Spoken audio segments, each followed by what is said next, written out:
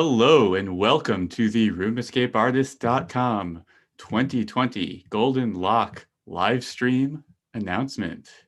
I'm David Spira alongside my wife, Lisa Spira, and we are super excited to have everyone here today for the presentation of the 2020 Golden Lock Awards. Golden Lock, we've rebranded last year. And so here we are, and we are super excited to present this year's winners. If you don't know us, I will just tell you a little bit about us.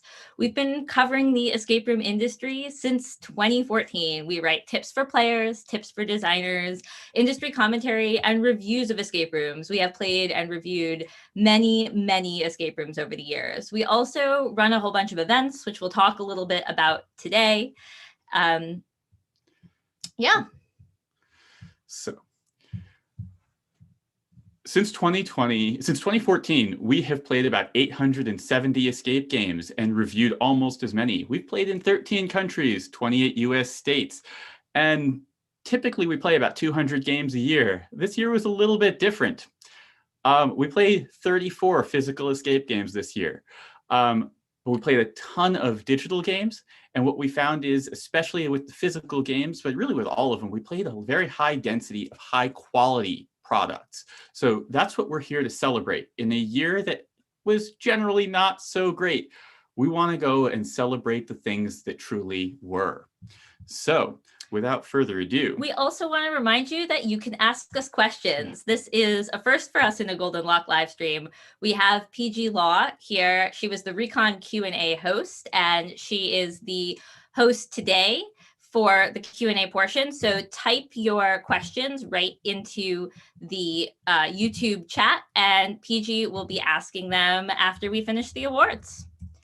So let's take it away. Let's talk a little bit about the eligibility for these awards. So to be eligible for a Golden Lock Award, you need to be a game that, there's no arbitrary minimum or maximum games. A company can only win once in a given year. Either David or I, or both of us, have to play the game. And what's a little bit different this year is that there's an online category and a real life category. In the online category, it has to be something that you can play from the comfort of home that does not involve a mailable or shipped product. And in the real life category, that's a game where you go to the venue and visit the escape room. And now that we no longer have our own voices echoing in our ears, and throwing us off, let's actually do this right. Here we go. The 2020 winners. The Hive Mind reviewers who helped us out, we want to extend a serious thank you to all of them. We extended the Room Escape Artist team by quite a couple of factors. We have about 20 people who've been helping us write content this year, and they were a huge help in us picking these winners. So the first winner in the online category is from CU Adventures in Time and Space in Urbana, Illinois. And they have a game, The Lost Temple, that we played early on and loved. It includes print and play components as well as an online interface. And these two came together really well. It was something that you really interacted with. And it was one of the early online experiences that made us feel like we were solving escape room puzzles and having that escape room experience without going to one. Yeah. Just a lot of fun. It was. This is a company that just generally brought us a lot of joy this year. So congratulations to them. Next up, we have Mad Genius Escape Co. in Portland, Oregon. And their game, The Truth About Edith, was really one of the first games that we saw that was doing purely online play in a way that felt like it was designed specifically for the internet. And it was amazingly collaborative. And that was what I loved, is there was a feeling of togetherness as we played that gave me the feeling that I was looking for in an escape game, regardless of where I was playing it. Congratulations to them. And the next winner is from Escape in San Jose, California. Escape created a game, Pursuit of the Assassin Artist, which has a physical game space, but was designed to be played over the internet. And what we loved about it was it it used the time loop mechanic, something David and I have been really interested in for a long time. It had incredible actors in this game, and it was able to just use the format to do something that you just wouldn't have been able to do in real life. It was just really fun. Next up is from 60 Out in Los Angeles, California.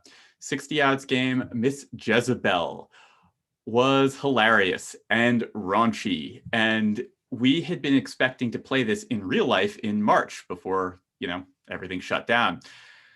After they went online, we held out for a long time and resisted the urge to play it because we kept hoping we would be able to get out to LA and play this in real life.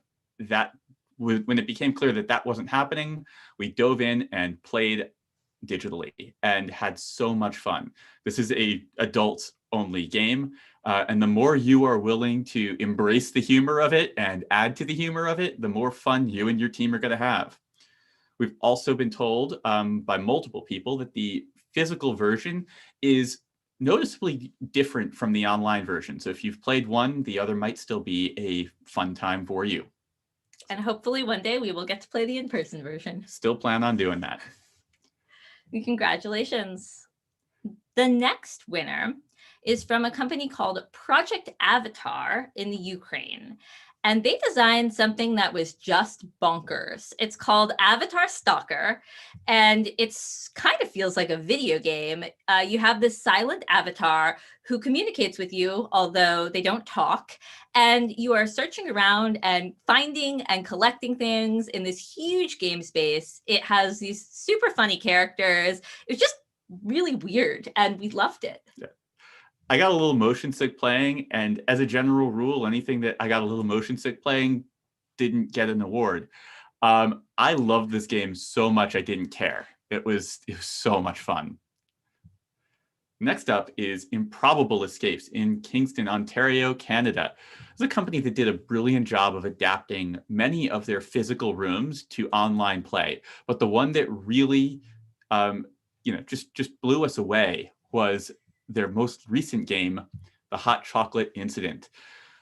This game was Christmas cheer bottled up and tossed on the internet. And it wasn't a game that existed before. It was something that they built specifically to stream. It was using a small physical footprint. It was fairly low tech, although it faked tech really nicely. And it was exactly the type of game that I was hoping to see this year. And we had so much fun playing it. Highly recommend, regardless of what time of year it is. We've never cared too much about what time of year at themes. We've saved Christmas a lot over the summer. The next winner is from a company called Green Door Labs in Boston, Massachusetts. And they've created something that David and I have loved attending for years in Boston around the holidays. It is a spectacle called Club Drosselmeyer that combines so many of the things we love with puzzles and music and dance and characters.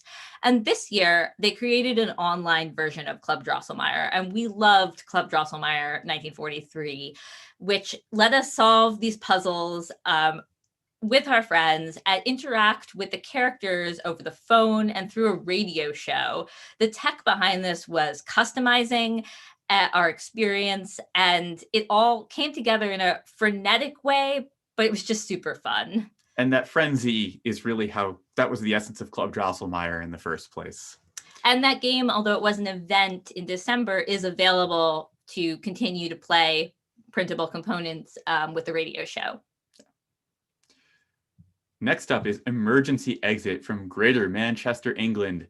This is a company that adapted their real life rooms just to the nth degree. And the one that we're awarding is The Beast.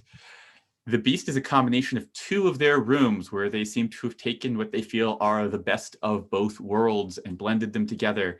This game has two performers, a camera person and a host.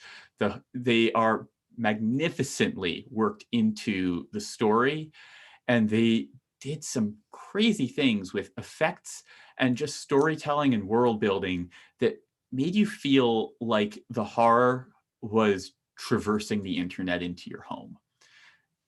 This game was phenomenal. Cannot recommend it highly enough. And the last winner in our online category is from Trapped Puzzle Rooms in St. Paul, Minnesota. And Trapped Puzzle Rooms entered this space really early with their audio rooms.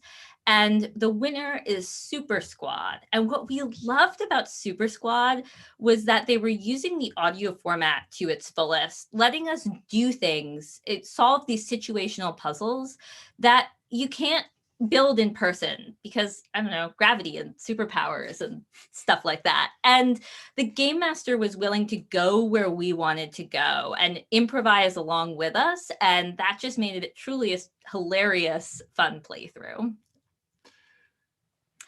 So congratulations to all of the games that are winning online Golden Lock Awards this year. We're just really excited about all these games and hope lots of people get to go play them. We didn't want these games to have to exist, but we're glad that they do. So we're going to take a quick break and plug a few things. First up was Recon, the digital convention we hosted this year because it was supposed to be in Boston, and that didn't happen. Next year, there will be another Recon, August 23rd and 24th.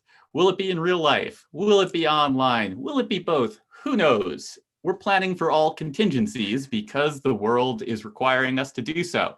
But what I can guarantee for you is that the team has been hard at work producing the next Recon since the week after we finished wrapping the first one. We're rebuilding a lot of stuff. We are just making everything better and cannot wait to share that with you and share more details. You can find out more at realityescapecon.com, where you can subscribe to our newsletter and get the latest and greatest updates on that. And I want to add that if you missed any of the talks from Recon this summer, they are now all available on this YouTube channel. And so we really encourage you to check them out because there were some incredible talks written and delivered at Recon. The speakers put so much into it. They're all phenomenal. Highly recommend checking them out. We also really want to thank our Patreon backers. We have had a Patreon for 2 years now, and we have a number of Patreon backers who are so supportive. We know it's been a challenging year, and we are so thankful for all of them. These are people that we bounce ideas off of, and we just like sharing these games together. And so we truly want to thank you, our Patreon backers who are subscribed and watching this and supporting us. And if anybody else out there is interested in supporting what we do and promoting and growing this industry, then you can find the link to our Patreon on Room Escape Artist. Yeah, the chat channel that we have with our patrons is my very favorite place to discuss escape games online. It is just such a knowledgeable and exciting and thoughtful group of people. I highly recommend. Finally, we have some, actually not finally, we have one more after this. We have some merch. We launched Room Escape Artist merch recently. You can find it on roomescapeartist.com. T-shirts and mugs and hoodies and notebooks. All of them are really high quality. The hoodie is super, super cuddly. Check it out if you want to show off your support of RIA. And the last plug is the Virtual Escape Jam. We've hosted 2 of these this past year, and we're going to be doing the first one of the year on February 21st. Total Escape of the Heart. Tickets are on sale now on roomescapeartist.com. This is a romance-themed escape jam where we will be exploring romance in all of its different facets through creatively crashing through designing a game in a day. This is a collaboration with Jeb Havens and Tommy Haunton, experienced game designers. And if you're not familiar with the Virtual Escape Jam or escape jams in general, it is a full day workshop in creating an online experience. People who have no experience, people who have tons of experience, people who have experienced things that aren't quite relevant, doesn't matter. Everybody comes together and makes some really insanely creative stuff. I loved playing the ones from the last one, the Spooky Jam in October. The Spooky Jam blew us away. We're really excited to play these. Yeah. Also, check out on the page the new song from Cara Mandel, Total Escape of the Heart. She is a Hive Mind reviewer, and she wrote a song for this Escape Jam, and it is amazing. 2021 is already better than last year because it has this song in it. Okay. And now we are moving on to present awards to real life escape rooms that we played in the calendar year of 2020, that we loved, that we wish we could play again, and that we want to congratulate this year. First game, total surprise, was Wigwam Escape in Washington, Connecticut, the wilds of Connecticut. This game was built into a Native American history museum, and it was one of the most fun ways that I've ever learned about anything. The game was created by people who were not really from the escape room world, and were trying to figure out how to impart lessons through play. And oh boy, did they do it. Just one example is that the game clock in this experience that took us back to 1518, I believe, Yep, was day-night cycle. They used the lighting to replicate the feeling of sunrise and sunset, and that alone was just a really beautiful way of starting to reinterpret the games. This game did some really cool stuff. the next winner is from Escaparium outside of Montreal in Canada. And there are a lot of wonderful escape rooms in this area. We're very lucky that in February we were able to travel to Montreal in advance of ideally hosting a tour there in June. This is postponed and will be this coming June. More about that later. But we did play some incredible rooms in Montreal that we are excited to get back to. And the winner from Escaparium is the Lost Island of the Voodoo Queen. It takes place on a ship, and it's like as big as a ship. It's huge, and you want to explore every facet of this. There are effects, and it's so epic. There's no other way to describe this than just big. Game really caught us off guard. We had no idea what we were getting into. If you love blockbuster escape rooms, this is a game that you will truly adore. Yeah. Next up, also from Montreal, we have Codex, a company that is tragically no longer with us, also a past Golden Lock Award winner. Fortunately, those games are living on. This game and the previous winner are living on in other companies in that region. So I am thrilled to present a parting gift to the Reflection of Madness, which is a game that really captured the essence of Lovecraftian cosmic horror and reality bending madness. It's just a really magnificent game. They did some nutty things in this thing. So congratulations and farewell, and we really do hope that from the creators we see more from them because they're super talented. The next winner is Immersia. I may be saying that right. Also from Montreal in Canada, and they have a lot of super fun games, but the one that's winning the award is the Grand Immersia Hotel, which is a really stellar game. It takes you on a journey through different sets. There's something intriguing behind each bend. There are different types of puzzles to solve in here, different interactions to have, and it was an adventure. It was really exciting. I think like we sort of like amped up the whole time that we played this. Yeah. Next up, we visited Greece. And we travel across the world because we did at the end of February get to Europe. Yeah. We got a chance to play Lock Hill and their game, The Sanatorium. This game blew my mind. It's 2.5 hours, and it feels like you're living in a survival horror video game. There are actors. There is an incredible set that just keeps unfolding and revealing new big secrets. It was insane. You were terrified. I was terrified every moment of this experience, but in a good way. Yeah. Yeah. There are 3 modes for this. There's day mode, which is puzzles only, night mode, which is horror only, and midnight mode, which is puzzles and horror. Please do midnight mode. Even I, who am terrified, say that Midnight Mode was absolutely worth it. The next game is also very scary. It's from No Exit Escape Rooms, also in Athens. And this game is El Exorcista. And this game is a theatrical telling of The Exorcist. The actors in this game are phenomenal. And the surprises, it's it's terrifying, but also beautiful. Yeah. It was a very unusual escape room experience, and we adored it. Hats off to the performers. This game felt kind of like if Cirque du Soleil decided to make an escape room and make it super, super freaking scary. This might be what comes out. Our next winner, also from Athens, and I think very little surprise, is Paradox Project, the Bookstore. As you can see from the photo, the exterior of it is just on a street in Athens. It looks like a bookstore. And this game was 3.5 hours of, it could have been 4 or 5 different escape rooms. I think most companies would have sold them as 4 or 5 different escape rooms.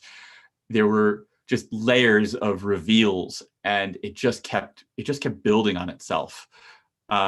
Super, super cool game. The set was amazing also. It just took us through so many unusual transitions, and it was surprising and just a joy to play. And the last award goes to a game that we played after all of those. In this fall, when we were able to get out for a little bit, we went to Mystic and we played both their escape rooms. This is in Brooklyn, New York, not far from where we live.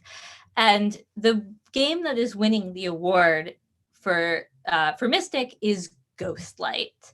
Ghostlight is a phenomenal game, and what it does so well is play with lighting. They use the lighting to direct your attention to what matters and to really show off the best components of their game and direct the gameplay. And there are outstanding puzzles and wonderful, set pieces. And this was a game that just felt like escape rooms, and it felt like what we've missed all year, and playing it was just exactly what we fell in love with. So congratulations to absolutely all of these winners and so many other phenomenal games we've played this year. It was hard choices, and we just love the creativity that we keep seeing from all of these different companies, and hope that we get to see more of it next year and well into the future. And I hope that many of you will be able to book online or get out and travel eventually when it's safe to many of these outstanding games.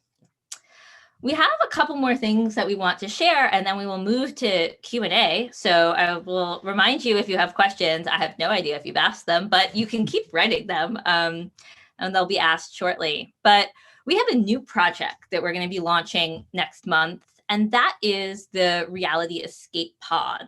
It is a podcast, and David is going to be hosting it with co-host PG Law, none other than the Recon Q&A co-host, who is here right now. And so, David, tell us a little bit about the Reality Escape Pod.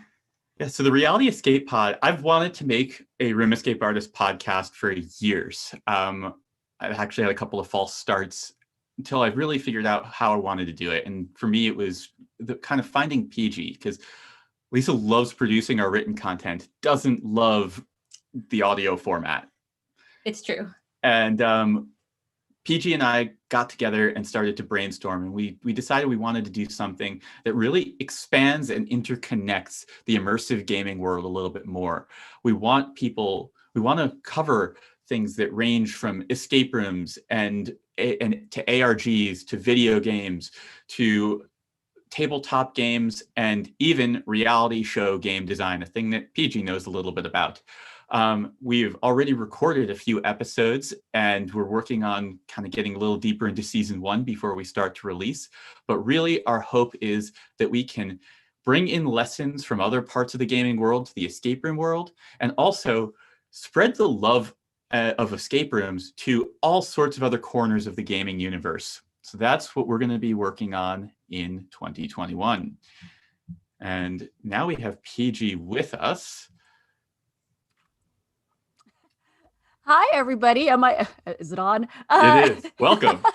Well, hi. Thank you so much for including me in this podcast journey with you, David. And hello, everybody, and Happy New Year. I am so excited to share this podcast with the escape room, puzzle, immersive gaming community. David and I have some really great conversations to share with you guys. And I just wanted to give you a teaser of some of the first few guests that are going to be on Reality Escape Pod. So our first guest is going to be Alon Lee. He is the co-creator of Exploding Kittens, and he's one of the original creators of the ARG format. Another guest is Miles Nye, who is a challenge consultant for the reality show Survivor that I was on. He also owns a team building event company, and he took me to my very first escape room. And then the last guest that I'm going to tease is Ariel Rubin and Juliana Patel of the Wild Optimists. They are the creative team behind Escape Room in a Box, one of the first tabletop escape games. So you guys should tune in, hear some interesting stories from all of these great guests.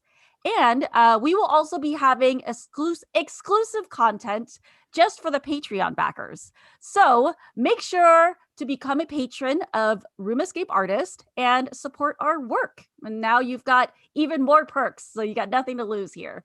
And I will go ahead and hand this back over to David. Yeah, so that's really what we want to make sure everyone knows. We're keeping one Patreon for all of this, and we're just adding more value into the folks who are already supporting. So we are super excited to share what we've been working on. It's been in the works really for a while now, and I cannot wait. And if you're interested in sponsoring, or if you're interested in David and PG talking to specific guests, then let us know, and we'll be sharing all of the information about Reality Escape Pod on Room Escape Artists. Yeah, we're looking for really interesting guests, so please feel free to bombard us with those recommendations. And that is time for Q&A. PG, if there are any questions out there that you've collected. We've got a few questions. I always go around begging everybody to start me off with questions, and you guys can continue asking them while we do the Q&A too. But I'll go ahead and get started. So Ben Rosner asks, are there updates on the launch of Locktopus or Reality Escape Pod? Yes. So you've already heard one. Locktopus is a completely separate company that we founded, where we have been making Amazon. We've made a platform creating spoken word Amazon Alexa escape games that can handle voiceovers. We can do some really, really fun stuff with it. That is going to be launching very soon. I am just waiting on a end user license from our lawyer. More specifics than you needed, Ben. Super exciting things. Those games are really fun, but the games they have out now, that they have out right now, are kind of terrible. So I can't wait for you guys to get involved in this space. Thanks. Yeah, we're excited to show what we think is a better way. And I really feel like it is a better way, knowing that now that we've rebuilt this 3 ways. Yeah. Turns out there are a lot of ways that you could try to build an audio game on Amazon Alexa, and I think we've really landed on one that's going to work well. Well, do you guys want to explain how that works exactly? Like, I feel like if you haven't actually played it, maybe you don't know the format or how it goes. Yeah. So the way that it works is pretty much Alexa describes the environment to you, and you tell it where what you want to do within that environment. Look this way, take this, do that. And it will respond to you. Much like some of the audio games that people have created this year that have live hosts, where you don't actually see a room, but it's described to you by the host. This is a similar form of play, except that it's described to you by Alexa, and then you tell her how to solve or engage, and then Alexa tells you back what happens. The other thing that's really cool is we have the ability to do the games in full voiceover. So So Alexa can sound like anyone. Yep. That's awesome. Like I played a couple with my sister when we were like, I don't know, doing chores around the house. And that's one of the great things about this is you can do stuff like that. We're cleaning the kitchen and play an escape room at the same time because it's not live. You can take your time. So super exciting project. Okay. So Paula Swan wants to know, what city do you recommend for a destination escape room trip? One in the USA and one international. Okay. Oh, Go ahead. we're gonna. So in the U.S., I would say the New Orleans area or Los Angeles are really strong, first destinations. Just a ton of games in a relatively small amount of space. Yeah, other favorites. Boston, where we're planning to host Reality Escape Convention in real life eventually. Is a great destination. All of these I would definitely say you want a car, especially in Boston. You want to be able to get out into the suburbs quite a bit. Yeah. Internationally, it depends what you're looking for, because I certainly recommend Athens, where we spent a week earlier this year, but I would say to do Athens right, you have to be willing to embrace horror. I don't think I would have gotten the most out of Athens a couple of years ago had we gone there. Yeah, you have to be willing to embrace horror and at least a little bit of physicality to truly enjoy Athens to the maximum. But my other recommendation would be the Netherlands. Yeah. I think the Netherlands around Amsterdam and outside of Amsterdam has some of our favorite escape room games and companies, many of which have won previous Golden Lock Awards, and there's a lot to play there. Also, Montreal really has a ton of high quality games in a very compact amount of space. Are you guys going to be doing international escape room field trips soon? Is that coming up in the future? That is on the agenda, yeah. And we have the tours that were scheduled. We'll talk a little bit more about that one before we sign off. But yeah, we have plans to start extending where we take our tours, just as soon as the world gets a little bit more unscrewed. Yes, recon field trip. Sign me up. Okay, and along with that, Andrew Reynolds asks, what's the first place that you want to travel to when we are free to move around the world again? It's funny because so much of our travel is dictated by other things that we don't usually say, where would we like to go? We say, where does work send us, or where are our friends getting married? And then that's where we go. So I don't know. I mean, I really want to check out Spain. I want to see I've heard so many good things about so many of the games there, so I'd love to see that. We were supposed to go to a friend's wedding in Tel Aviv, Israel. I heard great things about the escape games there. I'd love to be able to check that out. In the US, I have, since we played Lost Temple, I had this grand plan that things were going to be fine by like the end of the spring, and we were going to take a road trip once we were out of quarantine.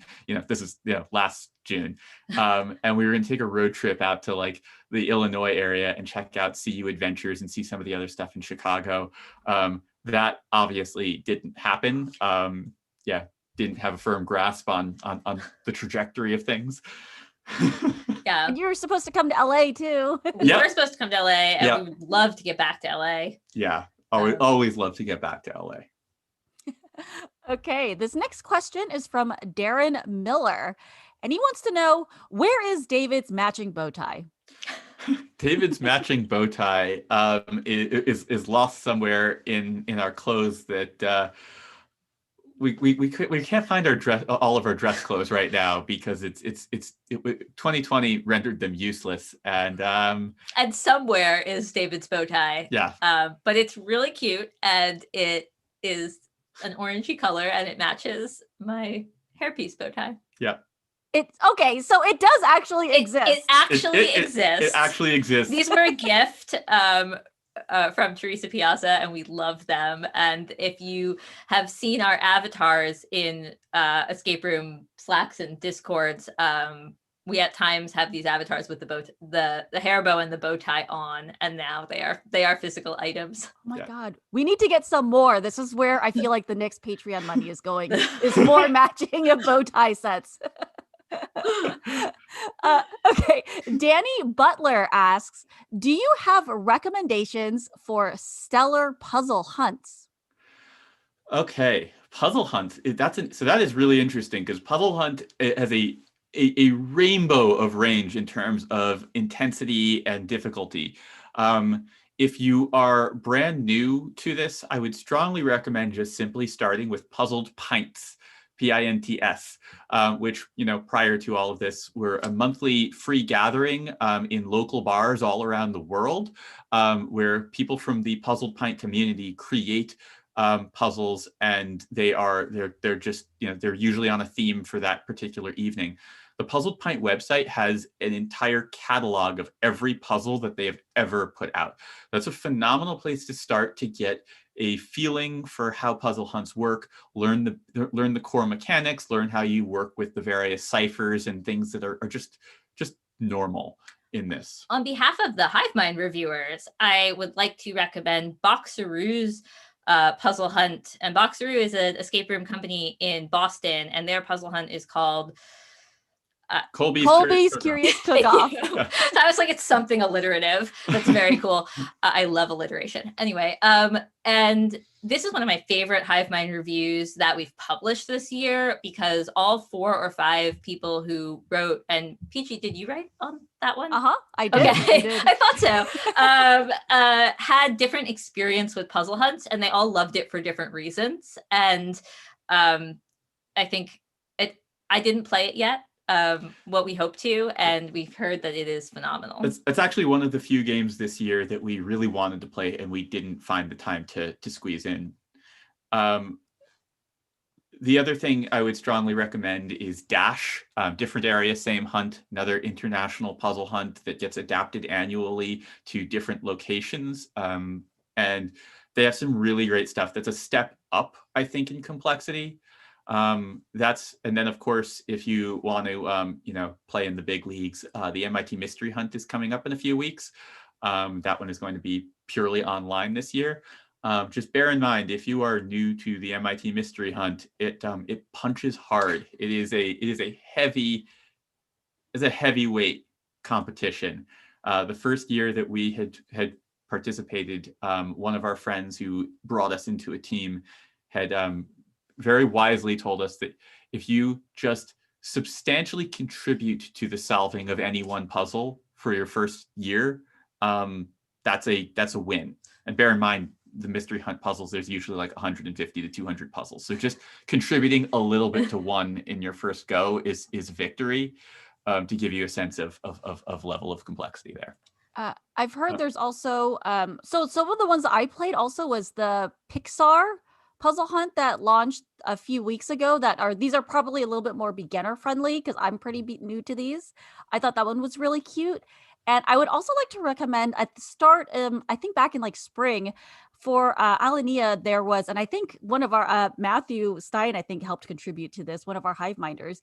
It was the Pilcrow Bar Puzzle Hunt that was all hosted like on Instagram. They also have a website. I thought that one was really, really fun and cute too. So if you're looking for some fun, kind of beginner-friendly puzzle hunts, I would recommend those. Awesome. One more thing before we move on is if you're interested in puzzle hunts, definitely just check out the puzzle hunt calendar that is maintained by Dan Egnor, who is kind of one of the community mainstays, and that's a kind of a generally exhaustive list of the puzzle hunts that are out there. It's a no frills website that is all about business. Okay. Moving on. Sandy Badlands asks, how well do you think virtual escape games have filled the void left by the closure of real life escape rooms during lockdown? I mean, it depends on what you're looking for. I think in some ways, like everything is trade-offs. It's, there's a mix, and it's all bit of a mixed bag. I think for some people, this has been wonderful because it has increased accessibility. Either people who, either due to health or geography or finances, couldn't play a lot of these games around the world and never were going to. And this has created an opportunity for them to experience things that they never would have. For me, if you give me the choice of playing an incredible online escape game or an incredible physical one, I'm going to choose the physical one 10 times out of 10. But I have truly loved the games that won this year and so many of the other games that we've played. So yeah, if you're asking me to choose, that's my choice. I agree with David, but I would also say one of the great things that they've given us in another form of accessibility is just the ability to play with people who we weren't going to see this year anyway, and a way to connect and experience escape rooms with them. And I think that will be a lasting thing for this format. And it also, as David said, allowed for new types of creativity that I think will then come back into some of the real life games when those open up again. So I think they've given a lot to the escape room genre. Yeah. I will also add, I'd rather play a phenomenal online room than a middle of the road physical room. And a tip for people, if you are playing an online room, I strongly encourage you to play with friends who live far, far away from you.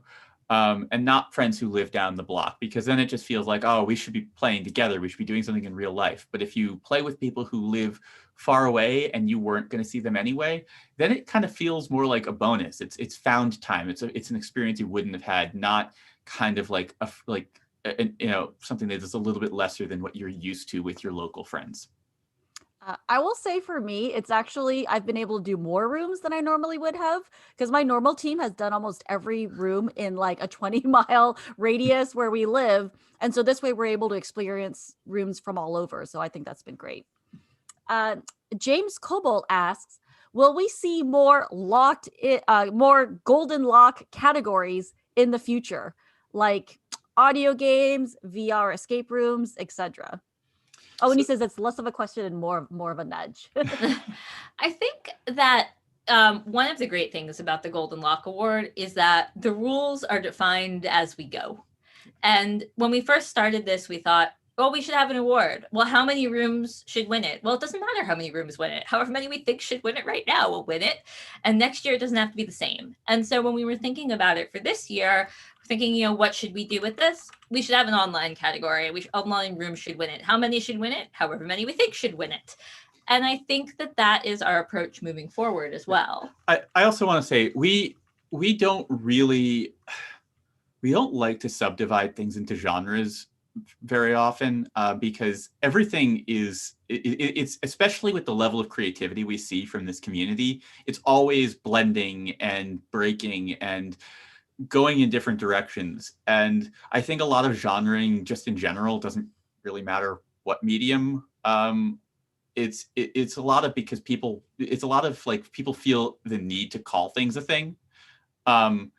We just want to honor the stuff that we think is doing really stellar stuff. If we were to add one more category at this point, it probably would have been tabletop games. But then we also kind of felt like our holiday buyer's guide that we put out just a couple of weeks ago really is our opportunity to honor those games. So agree. Awesome. Looking forward to next year. Okay, Ho Philip wants to know your thoughts on longer games, since you mentioned playing some like 2 to 3 hour games. They're awesome. They're awesome when they need to be that long to convey the experience. I don't agree with longer games for the sake of longer games. I think we were really surprised that when planning the trip to Athens, and oh boy, is the scheduling a puzzle, that the shortest games for the most part were 90 minutes, and then the longest one was 3+ hours. And I'm wondering what that was actually going to be like as a densely packed trip. And the truth was, it was great. And it was great because the the time was used to tell stories generally, to build characters, to create narrative, and to really give depth to the experience. I don't think that's always the case. And if it's just for more of the same, then not necessarily, but it can be really incredible. Yeah, I agree. I mean, most of the time when we play a game every time we play the game that's over 2 hours, it has felt like it was designed by someone who was really operating with intention. These games just don't happen by accident, and they don't seem to happen as cash grabs, because I think financially they're not as great an idea in most markets as a 60-minute game, or even a 90-minute game. But in Athens is a really unique culture around these things. So yeah, I've generally loved them. But like if we're playing a game that's 90 minutes and the team is knocking it out in 45 minutes, and it felt like just any other escape room, to me that game probably could have just been edited and made a little bit shorter, and it would have been better for the players, and it would have been higher margin game for the company. I couldn't imagine anything better than having longer escape rooms. Like, yeah. I will say, if and there's a piece coming out about this, but if you are creating a game that is over 2 hours, having some kind of an intermission, and specifically a bathroom break, maybe and a food and water break. Yeah, really, really important. It is difficult to be immersed when you really have to pee.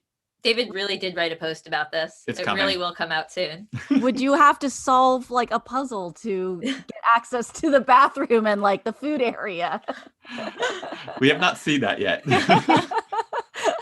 I think there's an idea there. I think also I would like to have longer time to really sit and sometimes just enjoy or explore the rooms, because I feel like the designers put so much thought and effort into even the look of a room. Sometimes it's a shame that, you don't get that much time to really enjoy it. Especially when you play with a smaller team. Like sometimes when you play with a big team, I'm like, I could just walk over here and see what's happening because there are other people solving things. You don't get that when you play with a small team. So extra time can be wonderful for that. Right. Okay. We've got about like 10 minutes left for Q&A, just so you guys have an idea of the timeline. DJed wants to know, what are some of the next steps and processes to get escape rooms even more well-known in the world? Is that even a goal, like to get more people into the world of escape rooms? I mean, for us, that has always been a goal. Room Escape Artist was literally founded from the entirely selfish notion of, there were a couple of these games that existed, and we really loved playing them, and we wanted more people to play them so that there would be more games and better games, and we could just keep on enjoying them. That was like truly the nefarious plan. That was the business plan of Room Escape Artist in 2014, was just, we wanted to spend more money on these games. So yeah, that has always been our goal. And that's why we take every call that, anytime anyone from any media outlet, no matter how small, calls with questions, we give them as much time as they need to help their readers understand and get an accurate understanding of what these things are. And, most of our content is being put out to help try and raise awareness and help people find the right games for them to play. We want more people playing. We want to see escape rooms showing up accurately in more TV shows. We want to see, we just want to see them, better ingrained into the culture. More players means this is a stronger industry, which means we get better product, and that's what we want. So yeah, it's a goal. And I think in terms of, next steps towards that goal, definitely invite your friends to escape rooms. Tell them, help them find the ones that will be right for them. That's always been a driving force behind our content, is that not every escape room is perfect for everybody. And there are plenty of games that we just gave awards to that are phenomenal, but that won't be right for you for whatever reason. So invite your new friends to the games that they are likely to really enjoy, so that they will want to do more of this. I think we are well poised for escape rooms to grow coming out of a year where everybody is quarantined, because people will be looking for entertainment that they can do in person with a small group of people, a group that maybe they've been spending all their time with, that they're comfortable with, or just a place where they can go that won't have strangers. And we're well positioned to continue to share them in the coming year. Yeah, I also think that coming out of all of this, people are spent out on goods. Everyone has bought everything that they could possibly want off of Amazon and streamed everything they could possibly want to stream on Netflix. People are going to want experiences, and I think escape rooms as small audience entertainment are going to be really well positioned to open up and operate safely, far better than most other physical entertainment that require heavy footfall and lots of people in order for them to turn any kind of profit. I think doing these virtual rooms online also have been such an easy way to hang out with your friends and family. You have something to do, so I don't really get Zoom fatigue when I'm playing a game, because it's not like I have to really sit and socialize. So I would say, for me, I feel like some of the next steps, if you're doing a hangout with friends and family, recommend doing a room together. I would also suggest, I know a lot of people are always looking for work functions. A lot of people I know, they're always like, hey, my work company wants to do a happy hour, a socialization event. Can you recommend something? So I would ask everyone to recommend some of their favorite rooms and experiences, and that'll really help expose it to a new audience. I so agree with that. And also then having a conversation afterwards with your friends or family where you talk about the game that you just played is way more interesting and exciting than giving the update on your life where you have effectively done nothing because no one has been doing anything. Oh, this is an interesting question. Kingdom Escape Games wants to know, what kinds of questions can we ask to our guests that will help with data collection for the future? That is interesting. I mean, so I would strongly encourage companies to try and get a little bit more data from their players. Find out how much, how many times have they played? Do they only play? Are they visiting you on vacation, or are they a local? Even just starting with that, asking them what their, if they've played something, ask them what their favorite game has been, and don't make them feel like they need to be like, oh, it's yours, you're my favorite. If engage with people, what I'm always encouraging owners to do is to engage with players in a way, even before the game begins, that starts to put into their minds that this is a thing that is worth doing more than once. I think we meet a lot, early days, we were constantly meeting people and having to explain to them what an escape room is. It's been a year, more than a year, so we haven't met anyone. It's been a long time since we had to explain the core concept of an escape room to someone. But what we do, the conversations we do have to have a lot is people say, oh, I played the escape room. No, you played a escape room. Which one was it? And helping them understand that there are tons of different escape rooms out there that meet all sorts of different needs for different people.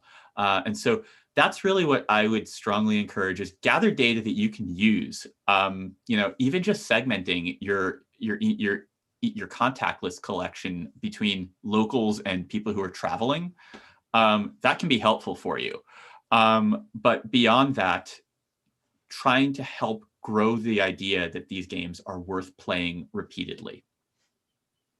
I think that is a great place to end the Q&A section, since we do have, I know you guys wanted to end this on the hour, and there are about 5 minutes left. So if you guys have any closing remarks or anything, I want to say thank you to everybody for joining and watching and asking some really, really interesting questions. And thank you guys for having me. David, thank you so much for inviting me to come host this podcast with you. I'm super excited. So stay tuned for that, and I will let you guys finish with some closing remarks. Thank you, PG. Yeah, thank you for coming in and being our Q&A host extraordinaire as you were at Recon.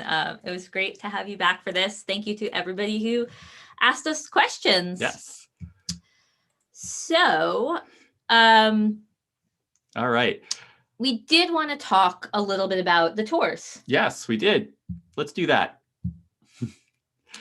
So the tours that we were supposed to host in 2020 obviously did not happen. This year, we tentatively have the Montreal tour scheduled for June 6th through the 8th.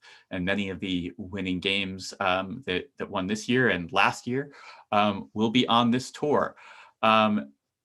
this was a previously sold out tour. We had to refund quite a few tickets when the world shut down. So this is not sold out at the moment. So if you are interested, those tickets are available. Please, and note that if the days move again, we're going to do our best to run this tour as soon as we can. And if that means we can run it on these dates that we have right now, that will be amazing. And if it means that we can't, then we will figure out what we're doing and we will run it in the future. So we really hope to be able to take a wonderful group of people to play the games that just won awards right now and the ones that won awards last year. Montreal is an incredible market. Yeah. And then on April 18th, we have tentatively scheduled to play the Hayden Farm, which is a 13th Hour Escape. This is a 3-time Golden Lock winner and one of our favorite escape room companies in the Northeastern US. And it's just a one-day tour. We're running a bus from Manhattan because it's a company that's a little bit difficult to get to. We're just going to get a whole bunch of people together and have a really good time playing some nifty games that have a unique vibe to them. And again, with that tour, which I realize that April 18th is really soon, we really hope that we will be able to run that tour. And if we can't, then we will contingency plan. Again, with all of our tours, we're going to make sure that we run them safely, that we comply with whatever regulations are in place, and also what we feel is safe and best for our guests and for us and for the companies. So we are really looking forward to these tours. We can't wait to host them, but we're going to do it in the safest way possible. And I will say that tickets are on sale for both tours right now at Room Escape Artist. Finally, you can subscribe to us on really whatever you want to subscribe to us on. Subscriptions really help us. Clicking like and share and all of that stuff really helps us. So if you like what we're doing and you want to support us, whether it is from backing us on Patreon or buying merch or coming on a tour, or even if it is just reading and clicking like or share on stuff, all of this stuff helps to fuel the fire that is Room Escape Artist. And we are so thankful to all of you who support us in all of these different ways. And and also a big thank you to all of the people who really kind of joined the Room Escape Artist family this year, from the Recon team to the Hive Minders to Melissa Miller, who's been maintaining our map for years, to Steve and Sarah, who've been writing for us for so many years now, and to Lisa's mom, Eva, who edits everything that we put out. There's just so many people who were involved in making all of this tick. And you can also find bios for all of them on Room Escape Artist now. Just from the bottom of our heart, thank you so much to all of these folks. And we want to just offer a final congratulations to all of this year's winners. And the blog post announcing the winners will be publishing shortly after we end this live stream. And also, you should all, if you want a game, look for something special in the mail. Yes. Thank you.